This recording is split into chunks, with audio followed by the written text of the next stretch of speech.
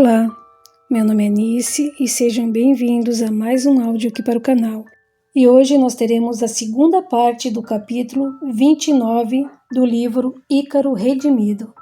Mas antes de começar, eu já te convido a ser um patrocinador do canal, deixando seu like, compartilhando os áudios, comentando, me dizendo o que vocês estão achando, se estão gostando. E se você ainda não for inscrito, se inscreva. Isso vai estar ajudando muito o canal, gente. Estou percebendo que vocês estão esquecendo de deixar o seu like. E isso faz com que o YouTube não divulgue o canal, certo? Então eu conto com a colaboração de todos. E se você quiser também se tornar um membro, é só clicar no botãozinho aqui de baixo, certo?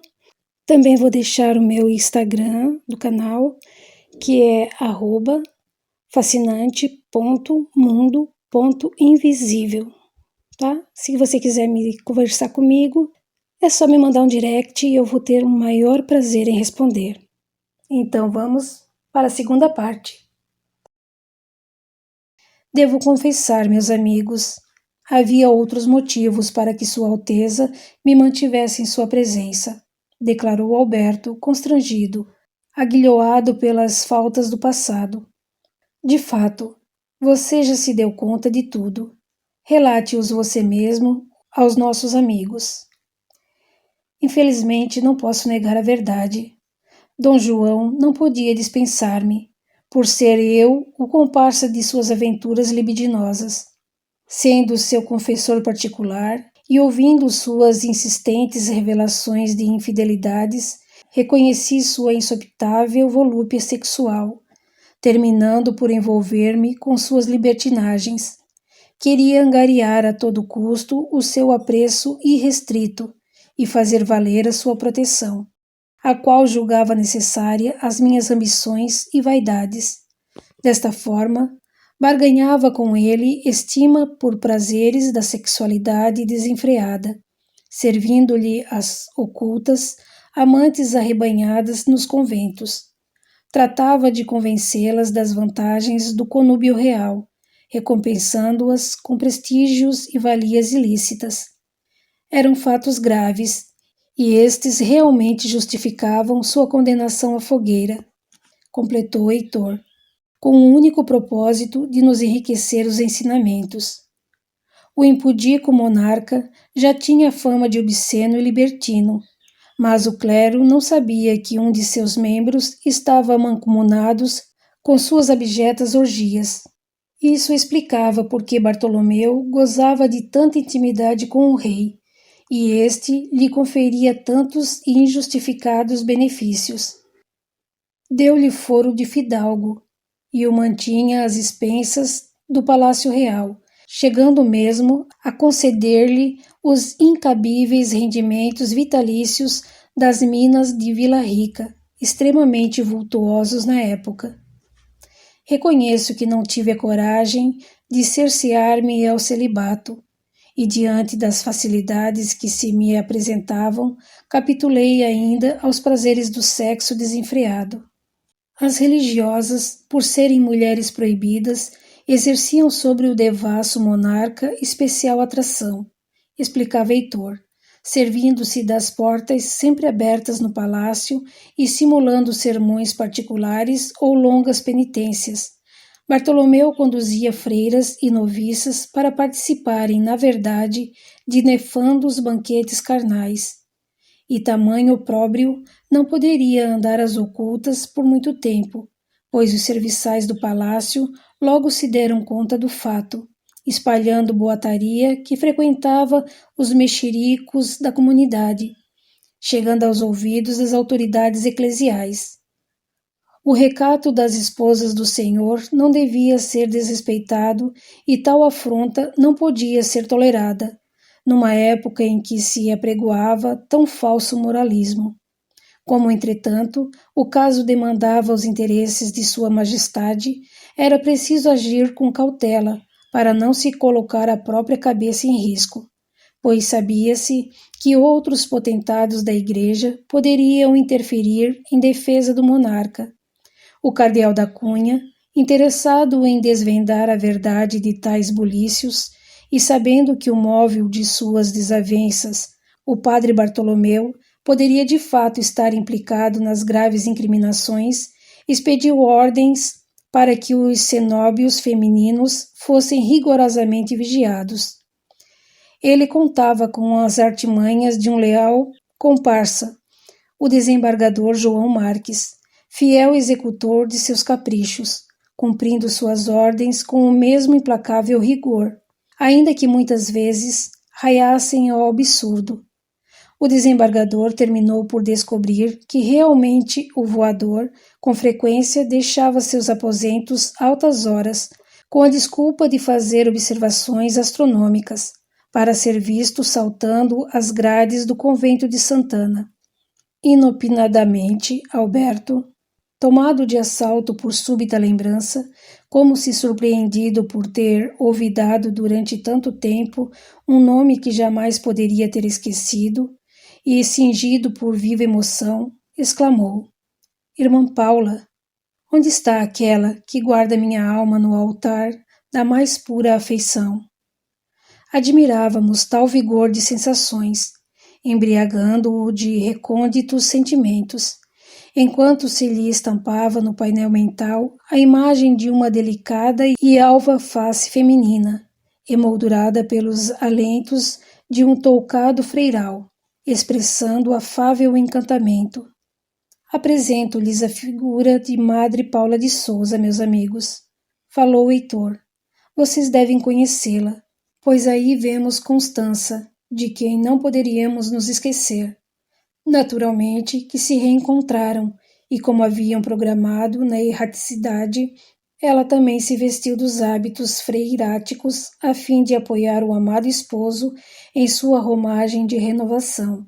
Entretanto, não puderam vencer os rogos da paixão que os alimentava desde outros séculos e se apressaram a trocas de afetividade sexual, rompendo com seus votos de castidade, e as frias e solitárias paredes do convento de Santana passaram a testemunhar suas ilícitas conjuras de amor. Como 3 das irmãs de sua amada eram também freiras, Bartolomeu tratou de aproximá-las de Dom João a fim de facilitar os seus encontros. Felizmente, Sua Majestade se apaixonara de imediato por uma delas, a Madre Antônia de Souza, do convento de Eudivelas, selando-se o conúbio de infandos prazeres carnais, regrado pelo interesse às cobiças, porém incautas vantagens régias. Infeliz de mim, deveria ter mantido fidelidade à minha querida, mas os insofreáveis desejos sexuais me dominavam, confessava Alberto, entre o pranto que se lhe misturava às palavras. Sim, meu amigo, faz-nos bem ser fiel à própria consciência. Você não somente mantinha encontros amorosos nas penumbras das abadias, mas as lascívias desregrada exercia-as ocultas nos luxuosos aposentos reais. Assenhorou-se de seus mais nobres ideais e o fez prisioneiro dos vícios do sexo, dissociando-o da salutar vivência conventual que deveria nutrir-lhe a tão almejada reforma espiritual. Adotando procedimentos indignos com seu estado sacerdotal, maculava a alma de desregramentos libidinosos, renovando as culposas lesões e semeando novas reações coercivas. Motivado pelos insanos desejos carnais, envolvia-se não somente com noviças e dominicanas, mas com esposas probas que, diante de seus assédios sexuais irresistíveis, desfaziam os votos de lealdade matrimonial, cedendo aos seus apetites insopitáveis, acobertados pelo manto sacerdotal. E como o amigo veio se inteirar somente depois de sua morte, mediante a prática do sexo irresponsável, terminou por engravidar uma jovem desposada, pouco antes de seu trágico falecimento. O marido traído, mais tarde, deu-se conta do triste incidente, terminando por desfechar grave delito, numa época em que os escândalos desse tipo se resolviam da forma mais inadequada possível. Estes foram os novos dramas semeados no campo da vida pelo nosso imprevidente Alberto, distante ainda da ciência do espírito, não obstante as sacrossantas promessas de renovação proferidas ao partir para a jornada terrena. Diante de tanto abuso e tamanha irresponsabilidade, aviltando as potências sagradas da alma e sem conhecer os seus graves riscos, evidente que as forças da vida reagiriam com vigor na tentativa de coibir seus desmandos, resguardando-os de males ainda maiores na semeadura dos destinos futuros. Um fato logo iria deter sua carreira de obscenidades e irrisórios prazeres, para a sorte do cardeal que o espreitava, aguardando o melhor momento para desferir-lhe golpe certeiro. Recordo-me perfeitamente, completava Alberto, fortemente emocionado. Sua Majestade, sentindo-se vivamente atraído pelas criadas mouras que trabalhavam no convento de Odivelas, recomendou-me que lhes trouxesse a fim de servir-lhes aos ocultos desejos. Como não era conveniente levá-las às escondidas ao Palácio Real, achei por bem utilizar a casa da Bica. Não podia imaginar que teria tão drásticas consequências. Nosso amigo havia alugado uma pequena estância na Bica do Sopado, onde, às expensas da coroa, fingia continuar as experiências com seu malogrado carvão de lama. Empreitada que despertava as piores impressões, pois, na verdade, como muitos desconfiavam, ele fazia do lugar um infame latíbulo de fornicações. A visita de Sua Alteza ao distante sítio, embora feita na maior discrição possível, com a desculpa de andar vistoriando os progressos do inventor, fez levantar suspeitas nas irmãs Sousa, pois, por ordem real, as serviçais foram convocadas para tarefas domésticas no local. Perspicazes, elas já haviam notado que a volúpia manava dos olhos do rei, admirando as atraentes trigueiras, e foram até lá para se inteirarem do que ocorria. Estava armado o escândalo que não pôde se conter nos limites dos conventos. Ultrapassando suas grades, foi ter aos ouvidos do desembargador João Marques e daí ao austero cardeal da Cunha. Enciumadas e extremamente ofendidas por se verem suplantadas pelas indignas criadas, e mesmo temendo as graves consequências do fato, as irmãs Sousa terminaram por confessar a violação dos votos de castidade, delatando ao cardeal toda a artimanha do padre e sua parceria de concupiscência com um lúbrigo monarca, mesmo porque o inquiridor possuía a arte de fazer falar qualquer um que quisesse. A fim de resguardar a imagem e os interesses da Santa Igreja, o caso deveria ser resolvido no âmbito da própria congregação, ocultando-se do povo os verdadeiros motivos do processo. O envolvimento de Sua Majestade não poderia tampouco ser ressaltado, pois o choque de interesses entre o Estado e a Igreja não era de modo algum conveniente à Santa Sé. Ardilosamente, o defensor Mor engendrou outras razões para encobertar a verdade. O voador iria à fogueira sob acusações de práticas demoníacas e embruxamento do rei, induzindo-o à degradação dos valores morais com o fito de lhe explorar valimento indevido e luxuriantes privilégios. Para as transgressões de Sua Alteza não havia mandato nem magistrado para o juízo, e este seria apenas informado do caso, recorrendo-se à autoridade papal se porventura ele viesse a se opor às decisões. Como D. João se encontrasse bastante envergonhado do ocorrido diante do imenso escândalo das irmãs Sousa, deixou-se silenciar, tratando apenas de avisar o fiel comparsa sem demora. No dia seguinte, todos os envolvidos foram levados ao cárcere do Santo Ofício, exceto o transviado padre. Altas horas da noite anterior, um mensageiro de confiança do rei batia às portas de seus aposentos, como os amigos certamente se recordam. Eis, enfim, o que motivou a sua precipitada fuga, na companhia de seu irmão mais novo, o frade carmelita João Alvarez, pois, quando o réu escapava, era uma prerrogativa lícita da Inquisição aplicar a mesma pena ao seu parente mais próximo. Os soldados encontraram numa pira de cinzas os restos de todos os seus papéis queimados, desenhos e projetos valiosos que poderiam ter servido ao progresso humano, convencendo a história da genialidade de seus inventos. Ali só sobraram os ricos esboços, muito bem feitos, de seu curioso balão voador, tal qual teve que ser reinventado mais tarde, na França. E ali, um dos homens de confiança do cardeal colocara sorrateiramente, seguindo suas ordens, um alcorão aberto e anotado, a fim de servir como mais uma prova de heresia contra o malfadado pároco.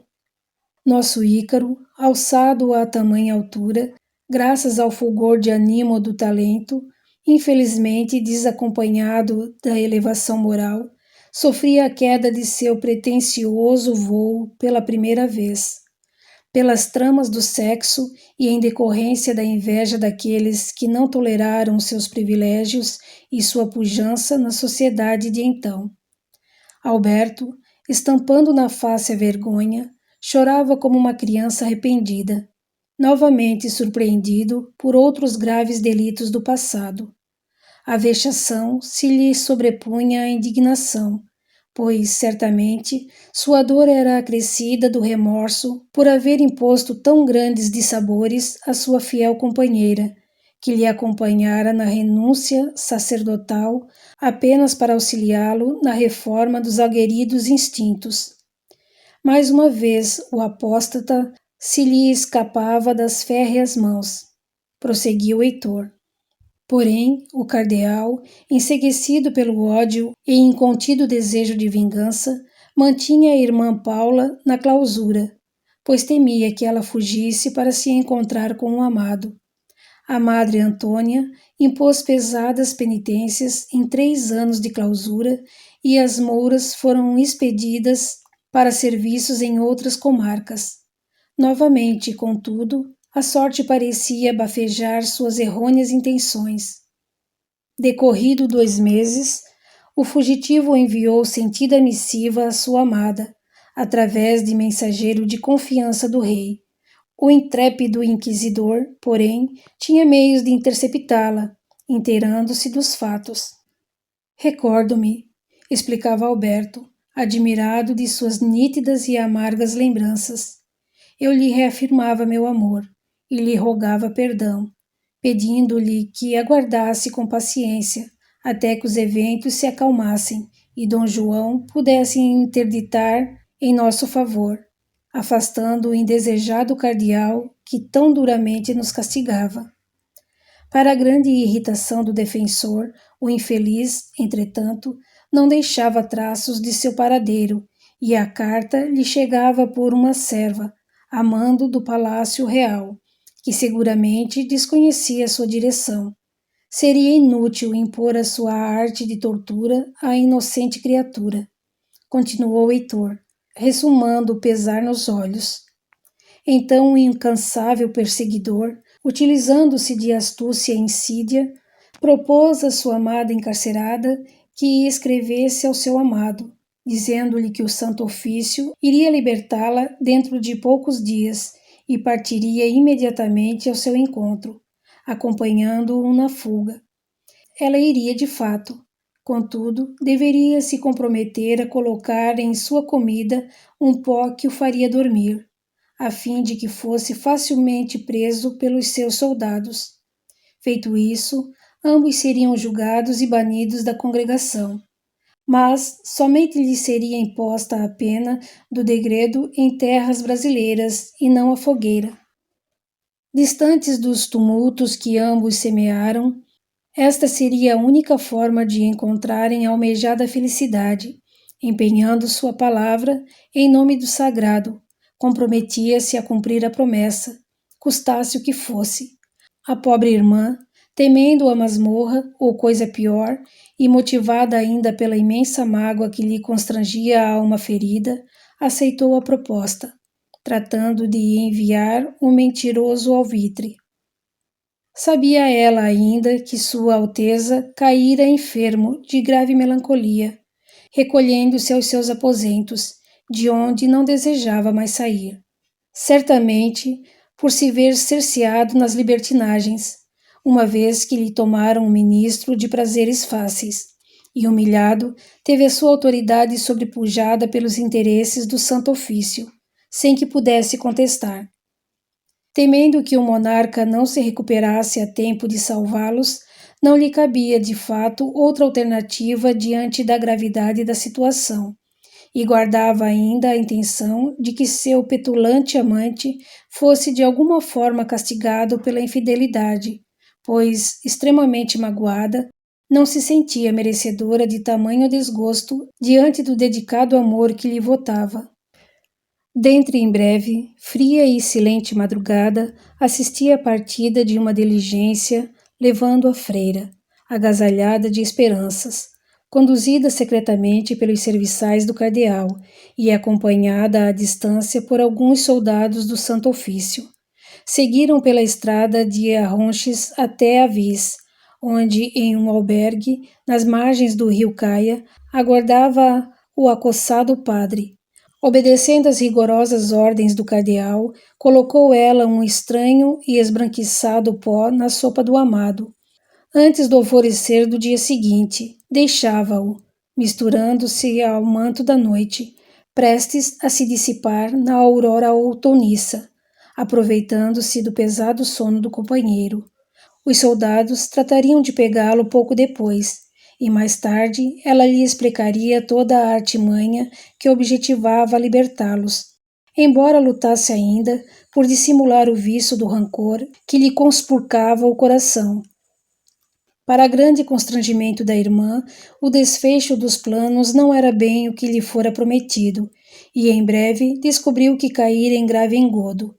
O veneno que administrara ao amado era intencionalmente uma dose letal de arsênico, ao qual ele não sobreviveria. Mal teve tempo o infeliz de chegar aos portões de Toledo, conduzido pelo irmão em grave estado, onde veio a encontrar a sua trágica morte. Estava deflagrado o funesto conluio, e, sem o saber, havia assassinado aquele a quem tanto amava. O inquisidor, por fim, estampava na face o sorriso dos vencedores que se deleitam com a destruição daqueles que odeiam.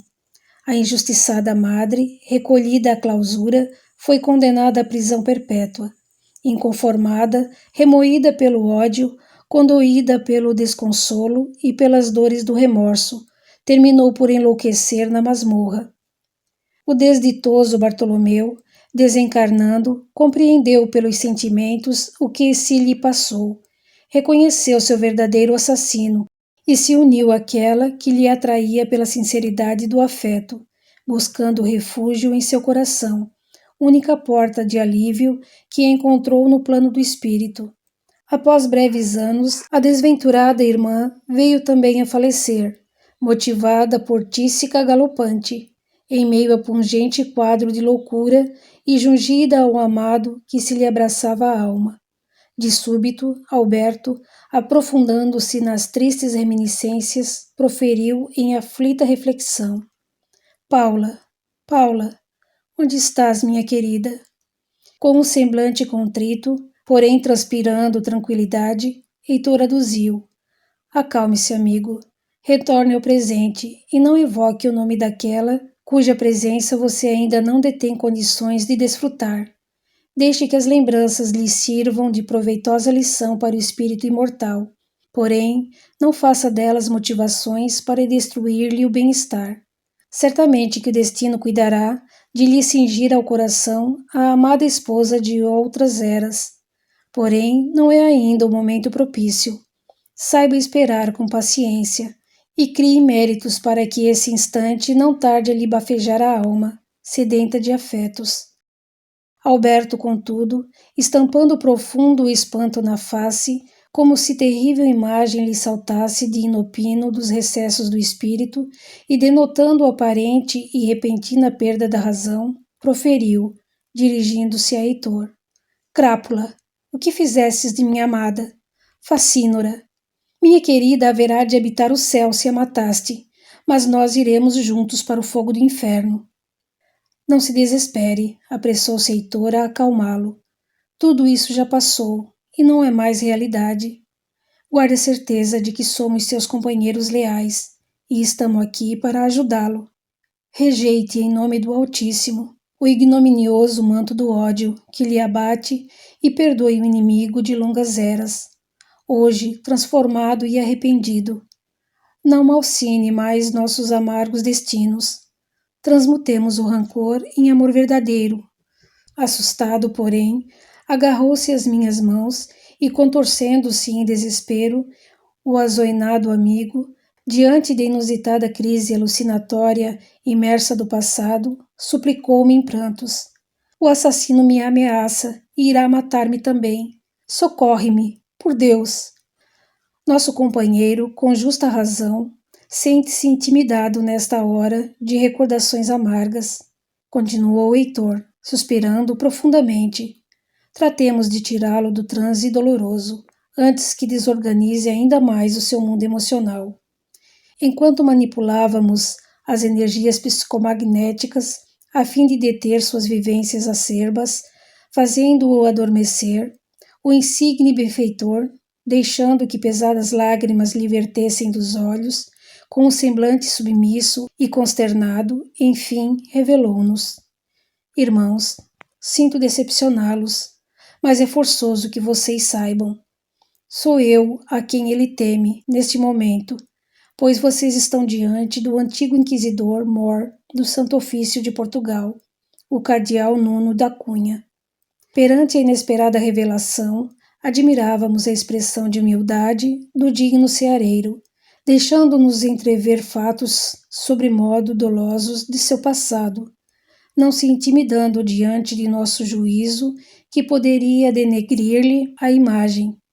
As grandes almas não mascaram a verdade e detêm a coragem suficiente para se diminuírem perante a opinião alheia, quando assim a realidade se lhes apresenta. Os altaneiros distorcem fatos e se escondem em hipocrisias apenas para se afigurarem mais do que representam aos olhos dos outros. Alberto finalmente entrava em sono profundo. Pelo que antevimos, ele ainda trazia significativos resquícios de ódio de longa data, a serem exaltados da intimidade consciencial. Daí a necessidade de revivenciar o transe doloroso, a fim de superá-lo definitivamente, pois a alma, para assumir o domínio da angelitude rumo à perfeição, não deve conter a mínima nódoa de inferioridade. Deixamo-lo recolhido aos refolhos dos próprios sonhos, para se refazer, diante das intensas paixões afloradas em desalinho, ameaçando desorganizar-lhe o íntimo. Era preciso encerrar o proveitoso dia. Heitor, em respeitoso silêncio, que não ousávamos interromper, dirigia o olhar para o alto, estacionando-se ante surpreendente visão que não lográvamos alcançar. Viva emoção se lhe aflorava da sensibilidade exaltada, emanando do coração dúlcidas vibrações, desfazia a alma em prece de extremado fervor. Senhor, no transcurso dos erros, empreendemos maldades injustificáveis, conspurcando-nos a pureza com que nos criaste.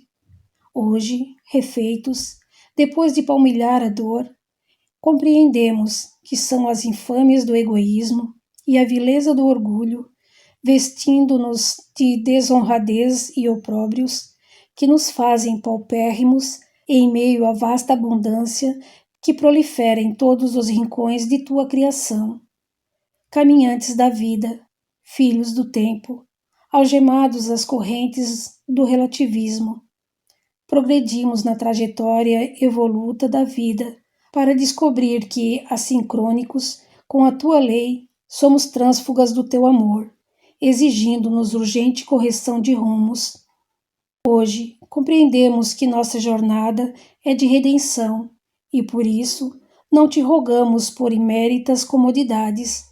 Não te pedimos o perdão sem que o esforço ingente de reforma dos sentimentos nos consubstancie a atitude de renovação. Não te suplicamos que nos afastes os inimigos, mas que nos ajude a transformá-los em irmãos diletos do coração. Não te imploramos por felicidades que ainda não merecemos, porém pela bênção do trabalho, capaz de transmudar nossos errôneos valores em bens para a eternidade. Não obcecamos a libertação das dores necessárias e meritosas, mas que nos auxilies a abraçá-las como um convite para a corrigenda dos equivocados rumos da insensatez. Não queremos que o desterros nos abandone o ser, cientes de que somos aqueles que nos banimos do teu lar, pela corruptela da própria vontade. E ousamos pedir-te que nos inundes com a nostalgia de tua afeição, a fim de apressarmos o passo rumo ao teu coração magnânimo. Não pedimos a sabedoria sem antes aprender a tomá-la proveitosa para a ignorância que prolifera ao nosso redor, nem a alegria sem que saibamos primeiro distribuí-la aos demais. E não nos dê a benesse do conforto antes que nos apressemos a reconfortar aqueles que ao nosso lado desarvoram-se no desespero. Não queremos mais o engodo das estradas largas das vacuidades humanas, mas a trilha estreita do sacrifício e da renúncia, enfrentando as grandes tempestades das paixões vis que ainda assolam nosso mundo íntimo. Ansiamos por banir os desertos de insensibilidade que teimam em nos enrijecer as afeições, solapando-nos as melhores intenções. Almas sedentes de paz, anelamos por drenar, pelo esforço próprio, os charcos da inferioridade que ainda elameiam nossas paisagens interiores, onde semeastes apenas luz. Por desleixo próprio e desmedido apego ao egoísmo, cultivamos as ervas daninhas do orgulho e da vaidade. Sentimos-nos apartados de ti, Senhor, como se fosse possível ao Pai o abandono do rebento, sem compreender que vivemos a ilusão do filho pródigo, pois os distanciados somos nós, pela veleidade inconsequente, e hoje sabemos que jamais divorciaste do nosso degredo. Não incorremos mais no erro de buscar-te alhures, nas alturas do incomensurável, pois sabemos que, qual Pai amoroso, estás ao nosso lado, no plano da vida comum, ombreando com a miséria que ainda viceja em nossos passos, cientes de que não podemos fugir da própria penúria, onde seguramente te encontras. Deixa-nos sangrar os pés nos pedregulhos da maldade que ainda somos capazes de empreender e enfrentar com boa vontade os acúlios da incompreensão e da adversidade alheias a que nos fazemos jus. Como gotas de orvalho que anseiam por reencontrar o oceano, queremos abraçar todo o universo, ser uno contigo, sendo uno com a criação e todos os seres. Queremos desfazer o labéu de ignomínias que nos distancia de ti e acolher o teu chamado de amor. Queremos despedaçar a rudeza da improbidade que inodoa a pureza com que nos fizeste, apossando-nos do poder ilimitado que nos reservas. Queremos fazer morrer o eu ególatra, eivado de erros milenares, para renascer como fagulhas de fulgurante amor em teu seio imaculado. Deixa-nos embriagar nas paixões desse enleio com que nos acalenta as dores, nulificando a inferioridade que ainda teima em dominar-nos todas as emoções. Ajuda-nos a abandonar definitivamente as barreiras do egoísmo que nos separam uns dos outros e depois, somente depois, consente-nos consumir nas chamas do teu puro amor. Descortina-nos os olhos enceguecidos pelos ódios seculares, sintonizando-nos com as verdades que nos ressoam do infinito, a fim de que nos embale um sadio e apressado estímulo de ascensão. Somente conhecendo a enormidade de nossa indigência espiritual, convencer-nos-emos de que apenas um gigantesco esforço de superação dos hábitos da inferioridade e um imenso amor pelo bem podem nos fazer alçar aos altissonoantes patamares de tua eterna glória. Sê para nós o alento de esperança que faz brotar nossa aurora depois de toda a noite, que sopra a bonança depois da tempestade e faz renascer a vida após cada inverno. Sê nosso refúgio de paz e nosso recanto de refazimento. Se o farol nas trevas que ainda nos assolam os inóspitos campos do espírito, sê o sustento para nossa frágil fé, ignorantes de que depositastes em nosso âmago todo o poder da criação.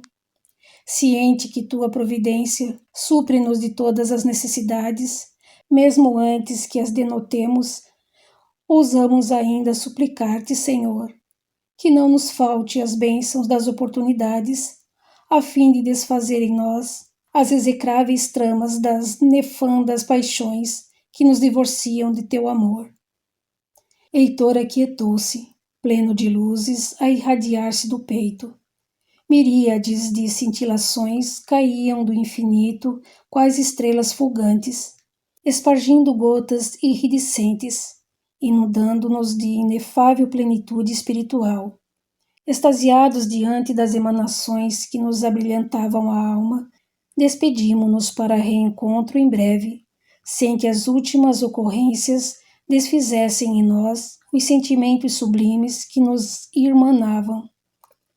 Adelaide e eu, respeitosamente, recorremos ao silêncio, pois não nos cabia qualquer altercação, e muito menos condenação ao luminar tutor que nos brindava com um gesto de significativa hombridade. Já era noite, e as estrelas, como escrínios de diamantes, incrustados em veludo negro, faiscavam melodias sublimes, adornando-nos de paz e convidando-nos ao recolhimento. Devíamos encerrar o proveitoso trabalho do dia, continuando-o em outra oportunidade.